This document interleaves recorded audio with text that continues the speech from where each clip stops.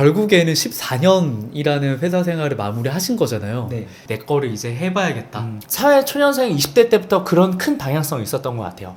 막연하게 지금도 이제 메모장에 적혀 있는데 30대까지 세계 회사를 경험하고 업계의 존재감을 알린다. 그리고 내 일을 시작한다라는 큰 방향성이 있었어요. 여러 가지를 했죠. 근데 다 잘 안 됐어요. 직장인 만화가를 꿈꾸고 싶어서 웹툰 공모전을 했는데 한 26번, 27번 정도 공모전에서 탈락을 했어요. 그래서 이게 내 길이 아닌가? 제가 좋아하는 관심사를 가지고 팟캐스트를 했는데 팟캐스트도 잘 안 되고 계속 실패를 했죠. 내 컨텐츠, 내 스토리가 필요한데 안 되는 거예요. 그러다가 그 실패에 대한 이야기를 글로 쓰다 보니까 글이 하나 둘 잘하고 글로써 제가 조금씩 영역이 커지기 시작했었어요. 그게 자라나기 시작해서 어느새 세상이 저를 찾아주기 시작을 한 거예요. 회사를 다니면서 같이 키우게 됐고 본캐와 부캐를 바꿔도 되겠구나.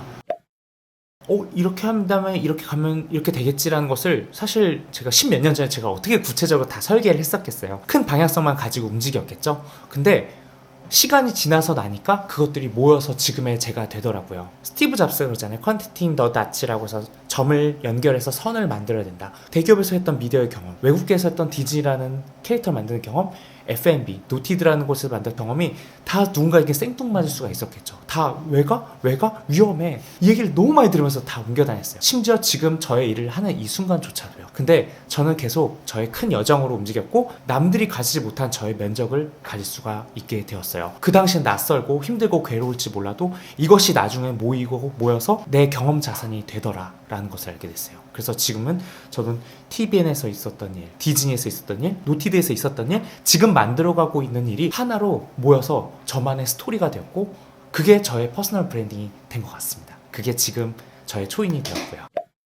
그러면 그 세계 회사에서 배운 능력들 중에 도움이 되고 있는 게 있으신가요? 아무래도 저는 이제 직업이 마케터다 보니까 브랜드를 정의하고 브랜드를 세상 사람들에게 알리고 경험하게 하는 일을 하는 게 이제 마케터라고 생각을 하거든요. 이 시대에 굉장히 잘 맞는 것 같아요. 음식점 가면 다 맛있고 상품 퀄리티 다 좋잖아요. 다 상향 평준화 되어 있죠. 맞아요. 상향 편준화. 그러다 보니까 지금은 품질이 더 좋아요가 아니라 우리 브랜드는 어때요로 모든 브랜드가 외치고 있잖아요. 예를 들면 파타고니아라고 하는 브랜드는 세상을 더 건강하게 만들기 위해 탄생한 브랜드고 그래서 굉장히 친환경을 생각하는 브랜드로 사람들에게 인식이 되고 있잖아요. 그런 것들이 굉장히 좀 중요해지고 있다는 생각이 들고 근데 그게 좀 막연하게 생각하면 좀 어려우실 수 있을 것 같은데 보고 계신 분들 중에 나는 상품 없는데? 나는 브랜드 없는데? 내 얘기 아닌가 봐 라고 생각하실 수 있겠지만 저는 이제 개개인이 하나의 브랜드라고 생각을 하는 사람으로서 나를 어떻게 브랜딩을 하고 나를 어떻게 마케팅하고 이러는 그런 전략들도 너무 필요하다라고 생각이 드는 거예요. 왜냐면 결국에 내가 어디서 일하든 어떤 프리랜서를 하든 어떤 사업을 하든 간에 결국에는 내 상품을 파는 거고 내 서비스를 판매하는 거다 보니까 초이님이 말씀하셨던 것처럼 이제는 브랜딩 마케팅의 시대다. 그러면 나는 나를 어떻게 마케팅할 것인가 그게 너무나도 중요해지고 있는 것 같아요.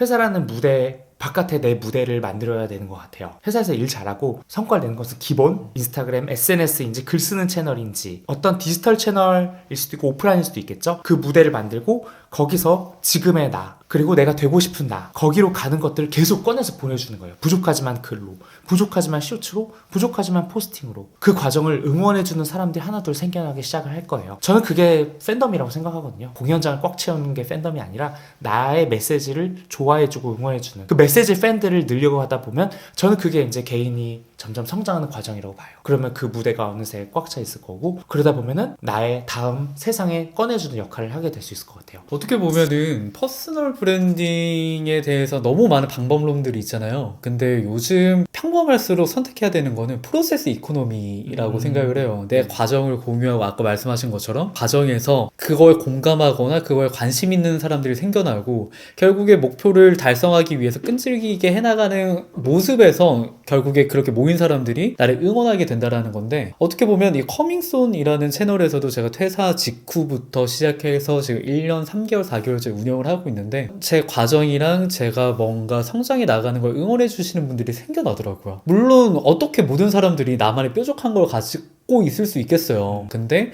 내가 조금이라도 내가 좋아하는 거나 내가 조금이라도 잘하는 게 있으면은 그거를 뾰족하게 만들어 나가는 과정을 공유하는 게 가장 큰 포인트가 되지 않을까라고 생각을 합니다. 제가 이제 나와서 하고 있는 일은 전쟁이 나면 뭘로 싸우나요? 뭔가 총이나 네. 그런 걸 들어야겠죠. 저는 이 세상을 싸우면서 성장해가는 그런 곳으로 저는 프레임을 보고 있어요. 근데 그러려면은 맨손이 아니라 어떤 무기가 필요하겠죠? 더 좋은 기회를 얻으려면. 저는 그 무기, 세상을 성장시키는 무기를 연구하는 무기연구소 초인 마케팅 랩을 만들어가지고 다양한 일을 펼치고 있습니다. 그 무기는 왜 필요한 건가요? 이걸 좀 하나의 예로 들어보면은 제가 디즈니에서 처음 합류를 했을 때 처음 맡았던 프로젝트가 그거였어요. 혹시 곰돌이 푸 좋아하시죠? 푸라는 브랜드를 키워보라고 미션을 받았어요. 기존에 있던 일을 들여다봤더니 대형 마트에서 어떤 판매 매대를 잘 캐릭터로 꾸미고 경품 같은 거를 매력적으로 꾸며서 하는 프로모션을 하는데 그럼 나는 더 매대를 더 예쁘게 꾸미고 더 좋은 경품을 찾아야 되는구나 하면은 그건 기존과 똑같은 맨손의 싸움이라고 생각이 됐어요. 과거에 했던 실패에서 아니야, 난 판을 바꾸고 영역을 넓히는 싸움을 해야 돼, 새로운 걸 해야 된다고 생각을 했어요. 이런 제안을 했어요. 풀을 가지고 언덕 어딘가에 푸의 공간을 한번 만들어보면 어떨까요? 다 반대했어요.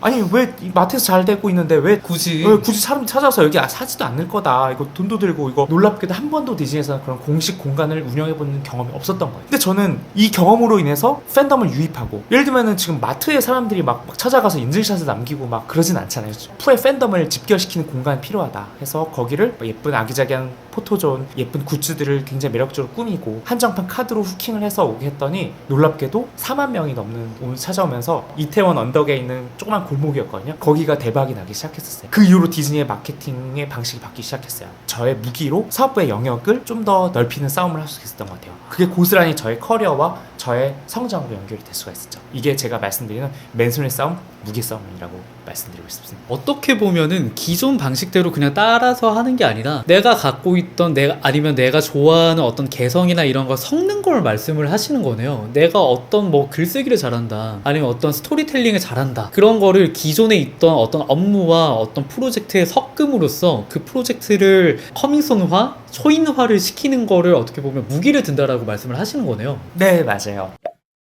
내가 좋아하고 잘하는 것을 찾고 결국 그것을 세상에 필요로 하는 무언가로 연결하는 게 이제 무기의 핵심인데, 사실 그거를 찾는 것부터가 쉽지가 않은 것 같아요. 근데 그거를 찾는 게 그냥 가만히 앉아서 내 무기는 뭐지 하는 것보다 내 감정과 나의 과정을 글로 담는 것을 저는 추천을 드리고 있어요. 기록을 하는 거네요. 기록이죠. 그래서 이거 글을 꼭 누군가에 보여줘야 되는 것만 글이 아닐 수가 있거든요. 저는 아침마다 제 다이어리에 제 상상의 스토리를 쓰는데 이렇게 글로 하다 보면은 내가 뭘 좋아하는구나, 내가 뭘 잘하는구나, 나의 무언가에 세상 사람들이 반응하네, 이것을 점점 쌓아가면서 알게 돼요. 저는 과거에 무기를 찾기 위한 많은 과정들이 있었어요. 만화를 무기를 꺼냈더니 필요로 하지 않아서 사라지게 되었고, 팟캐스트라는 무기를 꺼냈지만 사라지게 되었고, 근데 글이라는 무기를 사람들이 찾아주기 시작했어요. 10명, 100명, 그러다가 1000명, 지금은 이제 10,000명이 넘는 분이 저의 글을 봐주고 계신데, 그렇게 오기까지 그런 많은 무기 탐색과 시간이 걸렸다. 저는 그게 글쓰기라는 게 굉장히 요긴했고, 자신만의 방식으로 꾸준히 일상에서 글을 써보는 게 저는 자기의 무기를 찾는 가장 좋은 방법이라고 생각합니다. 진짜 글쓰기라는 게 사실 안 와닿잖아요. 저도 그랬는데, 근데 퇴사를 한 다음에 내가 어떻게 해서든지 회사 밖에서 살아남기 위해서 내가 발견될 확률을 높여야 되잖아요. 물론 내 가치도 올려야겠지만, 근데 그 두 가지 모두를 할 수 있는 게 컨텐츠를 만드는 건데, 그 컨텐츠라는 걸 만들기 위해서는 글쓰기가 필요하더라고요. 대본을 만들고 어떻게 기획을 하고 이런 것들이 다 토대가 글쓰기가 되다 보니까 결국에는 말씀하신 것처럼 나를 기록하는 거, 내 생각이 어떻고 내가 오늘 뭐 했고, 이런 것들을 기록해 나가다 보면은 내가 조금씩 좀 도드러지는 게 보이지 않을까, 그런 고민이 더해질 때 무기가 되는 것 같아요. 6개월간 퇴사라는 것을 준비를 해오면서 많은 생각을 하고 느꼈거든요.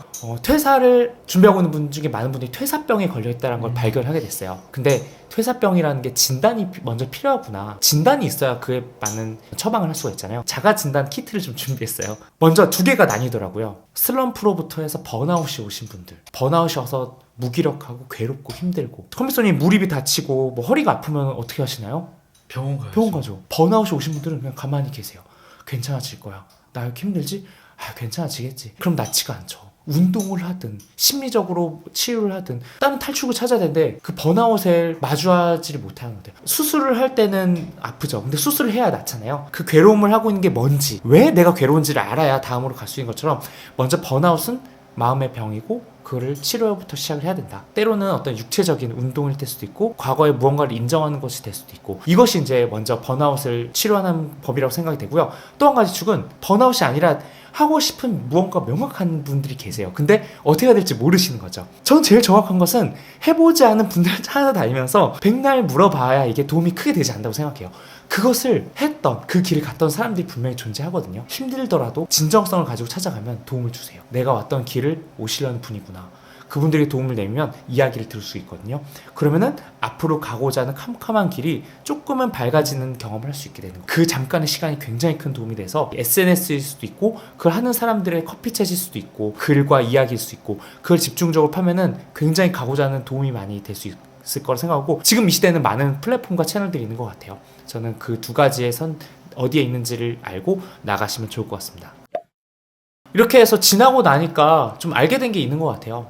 퇴사라는 것은 어떤 끝이 아니라 어떤 뭔가의 시작이다라는 거, 나를 세상에 꺼내는 여정의 하나의 큰 과정이다라는 생각이 되었고요. 지금 제가 하고 있는 일 중에 가장 큰 것은 일단 제 메시지, 제 무기를 이렇게 모아서 마케터의 무기들이라는 저의 이제 책을 꺼냈어요. 이 책은 이 세상 살아가는 누구에게나 필요한 일의 성장, 그리고 자신을 성장시키는 무기가 될 것 같아요.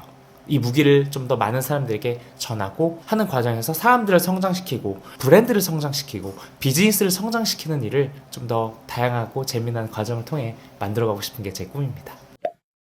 많은 분들이 너무 열심히 하지 말라 이런 말들이 너무 많더라고요. 이거에 대해서 어떻게 생각하세요? 절대적인 거 없고 일테면 두 가지 매트릭스 보셨나요? 빨간 약, 파란 약처럼 어떤 약을 먹을지 선택인 것 같아요. 일테면 한 가지 약은 요즘에 이제 그렇잖아요. 워라벨. 그래서 딱 적당한 성장, 적당한 스트레스를 받겠어. 이런 선택이 있고요. 반대의 약은 그게 있어요. 그 하고 있는 일을 최대한 활용을 해서 레버리지를 한다고 하잖아요. 초몰입을 해서 그 안에 있는 성장과 나의 성장을 같이 해서 빠르게 성장한 거예요. 근데 거기서는 엄청난 스트레스가 동반이 되겠죠.